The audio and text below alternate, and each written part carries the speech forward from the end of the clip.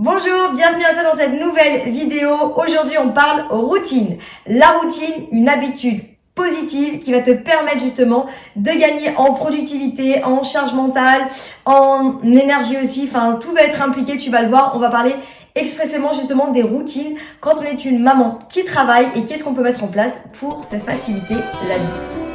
Ici, les meilleurs conseils pour être une femme entrepreneur à succès. Abonne-toi à la chaîne YouTube Anissa Happy House Vibe et surtout, active la petite cloche pour être notifié à chaque fois qu'il y aura une nouvelle vidéo puisque chaque semaine, je sors une vidéo pour te parler d'entrepreneuriat au féminin, de développement personnel, de maman qui travaille, ma vie de maman, tout simplement avec mes enfants.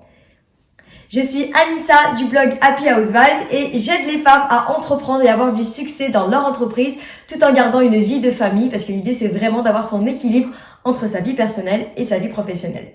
Alors aujourd'hui justement, je vais te parler de quelque chose d'essentiel pour justement garder cet équilibre, c'est les routines. Alors la routine dans le sens habitude positive, alors c'est quelque chose qu'on peut mettre en place en fait au fur et à mesure du temps.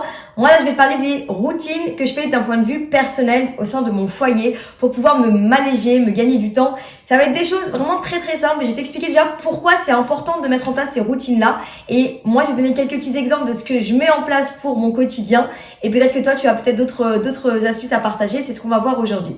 Alors déjà, pourquoi on met en place des routines? Tout simplement, déjà premièrement, pour s'alléger en termes de charge mentale. L'idée, elle est vraiment de se dire qu'en fait, quand tu vas t'enlever quelque chose de ta tête, quand ça va être une habitude, une routine, quelque chose qui est déjà en place, ça va te l'enlever, ça va t'enlever de ton cerveau, tu seras moins stressé. Et du coup, ça va être quelque chose qui va devenir naturel. Et du coup, tu n'auras pas cette charge mentale de dire oh, j'ai pas fait ça, j'ai pas fait ça, j'ai pas fait ça. Non, parce que du coup, tu sais à quel moment tu vas les faire, c'est réglé et ton cerveau c'est clair, c'est dans une case, il se dit ok c'est à ce moment-là qu'on va faire cette tâche-là à tel instant, à tel moment, avec tel outil, voilà, tout dépend ce que c'est. Mais en gros le cerveau il sait que c'est en place, il sait que c'est organisé, c'est réglé, c'est fait. Même si tu l'as pas encore fait, mais il sait que tu as déjà planifié de le faire. Donc ça c'est vraiment pour t'alléger déjà la charge mentale au niveau de ton esprit. C'est vraiment très important parce que franchement je me suis aperçue avec le temps que la charge mentale, ça pouvait vraiment nous bouffer beaucoup d'énergie et du coup nous prendre beaucoup plus de temps et du coup tu fais beaucoup moins de choses parce que t'es plus fatigué, t'as moins de temps, t'es moins productive et ça en joue sur tout et puis du coup t'es irritable etc. Donc c'est pas bon. La charge mentale c'est vraiment essentiel à mon sens et dans tout ce qu'on fait c'est souvent malheureusement négligé. Donc vraiment ne pas négliger cette partie-là. J'ai pas toujours été comme ça. Avant j'étais, alors j'étais organisée dans mon travail, mais dans ma vie personnelle, j'étais complètement désorganisée quand j'ai eu mon fils, le premier, puisque forcément c'est toute une nouvelle habitude à mettre en place. Donc du coup j'ai appris avec le temps à mettre en place ces routines et du coup aujourd'hui je suis contente parce que du coup ça permet vraiment d'avoir un esprit beaucoup plus serein qu'au début quand j'ai eu mon fils. Enfin c'était vraiment la catastrophe. Vraiment quand j'y repense, je me dis waouh toutes les choses que j'ai fait, les journées elles passaient, tu faisais rien et c'est très frustrant. Donc pour éviter cette charge mentale, on met en place des routines. Deuxième raison qui fait que c'est important de mettre en place des routines, c'est pour justement gagner en énergie. Parce que du coup, il y a peut-être des choses que tu vas croire qui sont importantes de faire maintenant, ça va peut-être t'épuiser à ce moment-là et peut-être que c'était pas opportun à ce moment-là. Donc du coup, le planifier à un autre moment dans ta routine, donc tu sais que c'est à ce moment-là que tu vas le faire, ça va pas te prendre du temps à un autre moment qui peut-être tu avais peut-être envie de te reposer. Ah non, j'ai pas fait ça. Non, mais si c'est déjà prévu, tu n'auras pas besoin de le faire à un autre moment. Je sais pas si c'est clair, mais en gros, c'est vraiment pour dire que ton énergie, elle est importante à canaliser au bon endroit, au bon moment, avec les bonnes choses. Si tu fais tout en même temps et que tu as envie de tout faire et tout régler, tu vas très vite partir justement dans la fatigue, baisse d'énergie et ça c'est pas bon. Encore une fois tu risques d'être irritable, d'être énervé, d'être sur les nerfs etc. et c'est pas le but. Le but c'est quand même vraiment d'être le plus sereine possible et quand on est une maman qui travaille, qu'on soit salarié ou entrepreneur, c'est quand même aussi du temps de qualité qu'on a besoin de passer avec notre famille, avec nos enfants et toutes ces petites choses-là vont pouvoir t'aider, t'apporter justement cette sérénité. Donc ça c'est important pour avoir de l'énergie, de vraiment planifier correctement cette routine-là, de dire ça c'est à ce moment précis et pas à un autre moment. C'est pas le moment, tu ne le fais pas, tu l'enlèves de ton cerveau et tu ne le fais pas. Troisième raison qui est très importante, pourquoi mettre en place des routines, c'est pour gagner du temps. Alors on a gagné de l'énergie, on va aussi gagner du temps. Parce qu'en fait, des fois quand on fait plusieurs choses en même temps, quand on fait une tâche à un moment, ça nous met en retard sur autre chose qui était peut-être plus important. Et du coup, tu l'as pas fait parce que tu as fait cette autre chose, mais peut-être que cette autre chose, tu aurais pu le faire à un autre moment fixé dans ta routine quotidienne. Et à ce moment-là précis, c'était bien parce qu'il n'y avait rien d'autre à faire. Mais des fois, On est comme ça, nous les femmes. On a envie de faire un truc, on fait un autre truc, on fait un autre truc. Ah mais c'est bon, j'ai le temps. Ouais, t'as le temps, mais peut-être que c'était bien ce moment-là pour passer en famille. Peut-être que ce temps-là, tu aurais pu le garder pour te reposer, ou pour faire un soin du visage, ou pour faire un soin des pieds. Bon, je dis ça parce que j'ai acheté un truc pour faire un soin des pieds il y a pas longtemps. Mais en fait, voilà, toutes ces choses-là, il faut pouvoir aussi les imbriquer dans son emploi du temps. Et si tu fais tout en même temps en disant mais c'est bon, j'ai le temps, ok. Et à quel moment tu te reposes et à quel moment tu passes du temps de qualité avec ta famille? Jamais. Donc c'est pour ça qu'il y a des choses qu'il faut mettre dans sa routine pour pouvoir gagner du temps sur le reste. Et ça, c'est super important de le mettre en place. Ok? Et la quatrième raison pourquoi mettre en place une routine efficace, c'est d'être productive. Tout simplement. Parce que non seulement quand tu vas faire cette chose à ce moment, à l'instant T, cette routine, quand tu l'auras déterminée, clairement, tu vas pouvoir être plus productif sur le reste parce que tu sais que c'est réglé dans ta tête. Tu sais que c'est pas à ce moment donné. Et quand tu vas faire une tâche, tu penses pas à 36 choses en même temps, c'est cette tâche-là. Et l'idée, c'est d'être productif. Quand on fait tout en même temps, alors oui, sur le moment, on a l'impression qu'on est productif parce qu'on a fait plein de choses, c'est vrai. Mais finalement, on a peut-être bâclé des choses, on a peut-être mal fait des choses. Donc, on n'est pas si productif que ça. Alors que l'idée, c'est de te dire de vraiment segmenter les tâches que tu peux faire en mode routine quotidienne, tout le temps, tous les jours. Et à un autre moment, de faire les tâches que tu as envie de faire à cet instant T, qui sont organisées ou qui sont peut-être spontanées, passer du temps avec ta famille, des choses comme ça. Mais c'est de pas mélanger les choses que tu peux faire tous les jours au même moment, mêler en routine. Même ton cerveau, ça va lui faciliter la tâche à se dire « je sais qu'à ce moment-là, je fais ça ». Et pour lui, c'est super important de l'alléger au maximum pour la charge mentale. Alors, je vais te donner des exemples de routines quotidiennes que tu peux mettre en place pour que tu puisses vraiment mieux comprendre où je veux en venir avec cette routine quotidienne. Alors, moi, je l'ai mis en place justement surtout quand mes enfants ont commencé à aller à l'école. Avant, j'avais pas trop de routine et du coup, j'étais un peu vite dépassée des fois alors que j'aurais pu peut-être gagner du temps sur certaines choses quand je le vois aujourd'hui. Mais on apprend de nos erreurs, on apprend au fur et à mesure du temps. Et donc, du coup, j'ai mis en place certaines routines. Alors, il y a des choses qui vont peut-être te paraître très bêtes. Mon mari, des fois, ça lui paraît un peu bête. Mais finalement, moi, je le vois après sur le moyen long terme. Et même lui, il s'en rend peut-être pas compte au début, mais en fait, après, il s'en rend compte. Que finalement, on gagne du temps, on gagne de l'énergie, on est plus productive et en charge mentale, moi, ça m'allège. Parce que, des fois, votre mari va peut-être pas se rendre compte, mais la charge mentale qu'on a, ils peuvent pas avoir la même. Ça n'existe pas. Je suis désolée, messieurs, mais c'est pas possible. Donc, forcément, faut aussi trouver des choses qui nous allègent, nous, personnellement, parce que c'est nous qui allons faire les tâches, c'est nous qui allons réaliser tout ça et alléger notre charge mentale que les autres n'ont pas. Votre charge mentale, elle vous appartient. Et des fois, on pourrait avoir envie de la donner, mais ça n'existe pas. Nous, on va toujours stresser pour est-ce que le linge, est-ce que les enfants, est-ce que les courses, est-ce que le travail, est-ce que ci, est-ce que ça. C'est comme ça. On est des femmes, c'est dans la logique des choses, on va dire. C'est peut-être féministe que je vais dire, ou peut-être sexiste, c'est pas ça. C'est que même si on peut rester déchargé, on a tendance à vouloir tout gérer, à vouloir tout faire.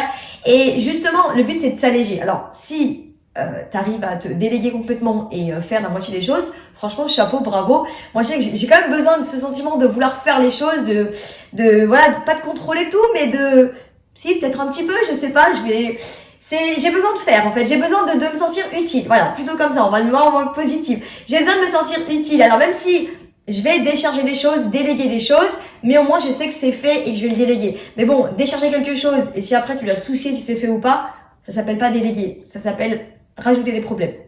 Ok? Donc, quand on délègue quelque chose, il faut que ce soit, que tu sois sûr que ce soit fait derrière.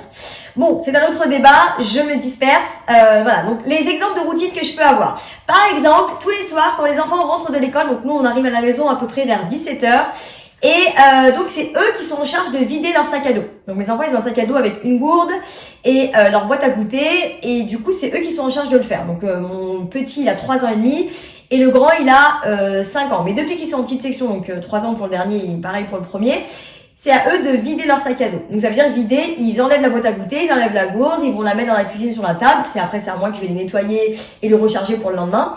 Et du coup, leur sac à dos, ils le mettent à un endroit précis dans la maison. Et je sais que moi, à ce moment-là, ça veut dire qu'il faudra que je le remplisse. Moi, ce que je fais à ce moment-là, c'est qu'ensuite, eux, ils vont mettre leur pyjama, jouer tranquillement, etc. C'est à ce moment-là que je remplis donc les sacs à dos. Donc je vais m'occuper de la boîte à goûter, de la gourde et aussi de préparer les affaires pour le lendemain. Je prépare à ce moment-là les affaires pour le lendemain. Alors déjà, ça me permet de pas oublier. Imaginons ils ont sport le matin quand t'es en speed, des fois tu te rappelles peut-être pas qu'il y avait sport. Donc la veille, je sais tiens, demain on est mardi. Le mardi, Amine il a sport. Chacun il a son jour de sport à l'école, donc du coup comme ça je peux préparer les affaires. Mais ça permet surtout de le matin, de pas courir à chercher les vêtements. Et au moins aussi, ça a aussi un deuxième effet qui se coule, c'est que mes enfants peuvent commencer à s'habiller s'ils se lèvent avant nous. Enfin, ça existe pas trop ça. Mais en gros, s'ils se lèvent et qu'ils veulent aller s'habiller tout seuls, ça peut arriver de temps en temps, mais c'est quand même rare. En général, il vient te réveiller, il te dit « Maman, c'est bon, je suis prêt, je suis réveillée, on peut se lever » et on se lève tous ensemble. Mais au moins, il sait ce qu'il a à mettre comme vêtements et il peut commencer à le faire tout seul. Même s'il faut un peu l'aider, des fois les pousser.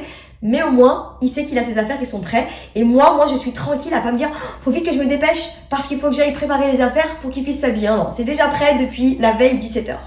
Ensuite, je prépare forcément donc les boîtes à goûter et les gourdes. Également, une fois que par exemple, donc, on a mangé, donc le soir, une fois qu'on a mangé, qu'on a débarrassé, tout est nickel, etc. Je mets la table du petit déjeuner. Alors ça, mon mari, au début, comprenait pas. Mais franchement, c'est un gain de temps, mais c'est psychologique. Et ben, le matin, t'as pas besoin de tout déballer. C'est peut-être bête, ça prend peut-être quelques minutes, mais au moins, c'est fait. T'es tranquillement, tu sais que quand tu vas te lever le matin, il y a n'importe qui va se lever avant toi, peut même commencer à déjeuner limite, mais au moins, alors, tout est prêt. Bon, à part le lait, les confitures, les choses qui sont au frais, je les sors pas, hein. Mais je vais préparer les bols, je vais préparer la boîte de céréales, les pains de mie. Mes enfants adorent les tartines au pain de mie le matin. S'il y a du pain, je vais me préparer le pain. S'il y a des biscottes, enfin voilà, tout ce qui est à préparer. Voilà, donc je vais pas sortir le lait, les confitures, le jus d'orange, les choses comme ça.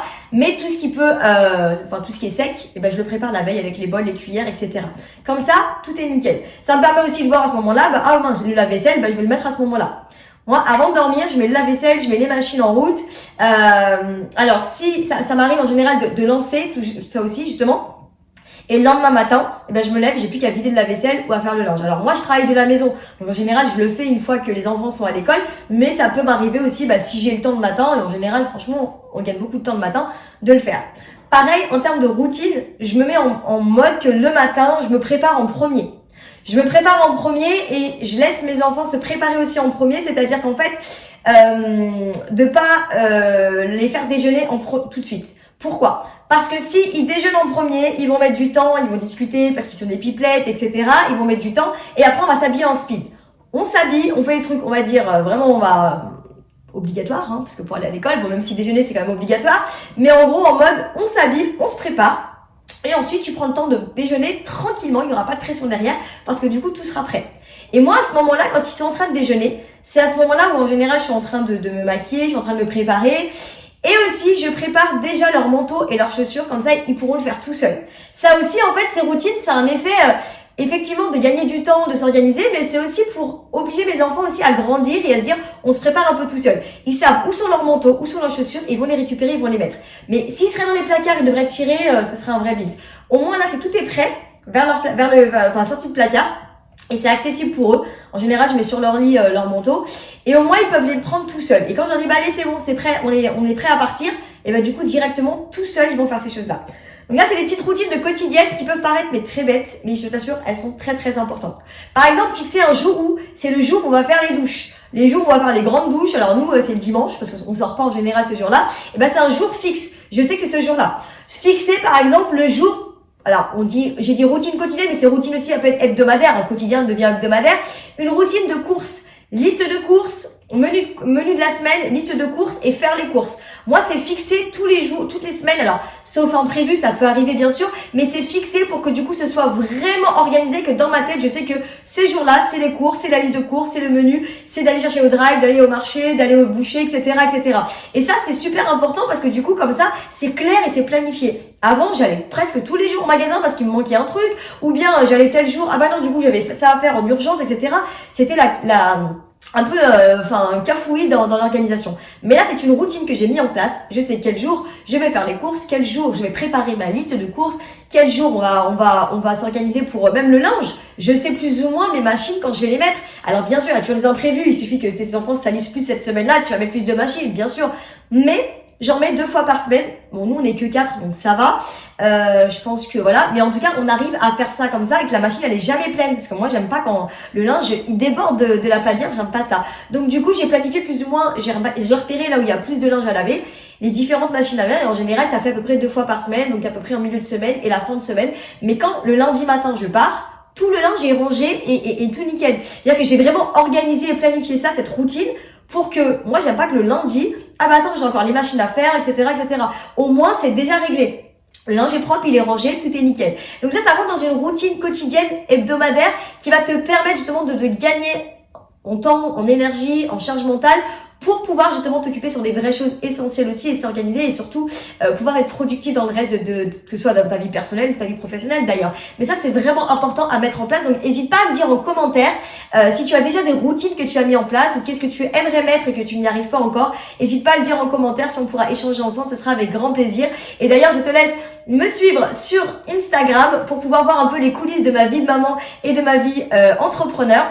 Sur Instagram, je partage vraiment tout un peu le quotidien et les coulisses de ma vie de maman et de ma vie entrepreneur. Donc je te laisse me rejoindre sur Instagram et surtout n'oublie pas de t'abonner à la chaîne YouTube Anissa Happy House Vibe. Like, partage, ça me donnera de la force et ça me donnera du coup encore plus de visibilité pour pouvoir continuer et surtout trouver encore plus d'idées pour pouvoir partager tout ça avec vous.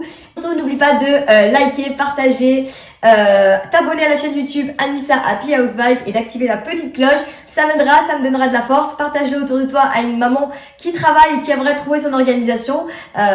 C'est gratuit, c'est juste un partage et du coup moi ça me donnera énormément de force. Je te souhaite une bonne journée, une bonne soirée, peu importe à quel moment tu le vois et je te dis à la semaine prochaine.